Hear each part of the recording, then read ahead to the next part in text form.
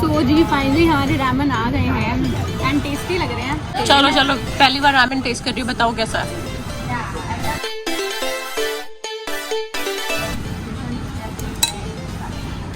Tasty, it's nice right? Very nice. तो अभी मैं खा लेती हूँ, आपसे मिलूँ थोड़ी देर में। लेट मी एंजॉय माय मील। सोच समझ के ये ड्रिंक बनाई है मैं इसको निकलने के लिए, क्योंकि ये रामेन, हम दाल रोटी वाले बंदे हैं भाई, हमसे नहीं रामेन खाना। रामेन खाते खाते आपको मेरी हालत दिख रही होगी, आधी चीटें आँख में है।